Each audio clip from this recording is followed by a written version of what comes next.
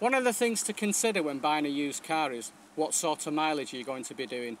If you're going to be doing a lot of mileage, then perhaps a diesel is the way to go. You get a great fuel consumption out of them.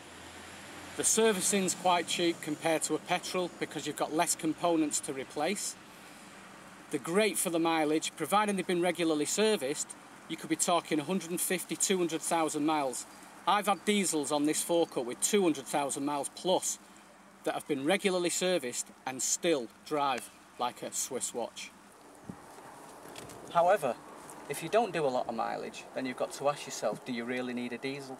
First of all, it'll cost you maybe £800 to £1,000 more than a petrol.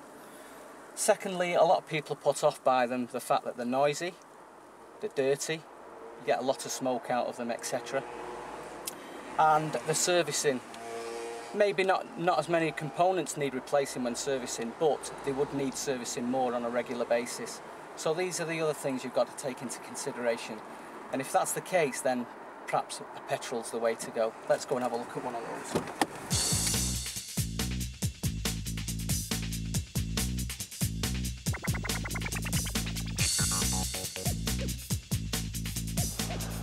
This is the same model as the car we just looked at, but this one's petrol.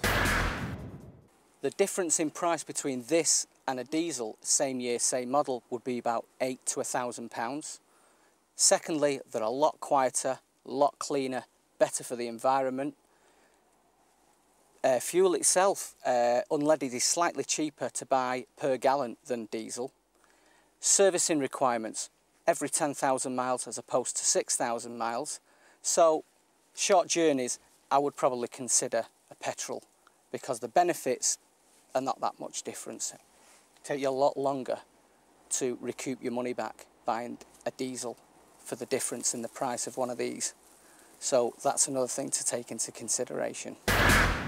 So, if you're only going to be dropping the kids off at school in the morning or just popping down to the local shops, you're better off with a petrol. But if you're going to be jumping on the motorway and driving up and down the country all day, then you're better off forking out a little more and getting yourself a diesel. It's that simple.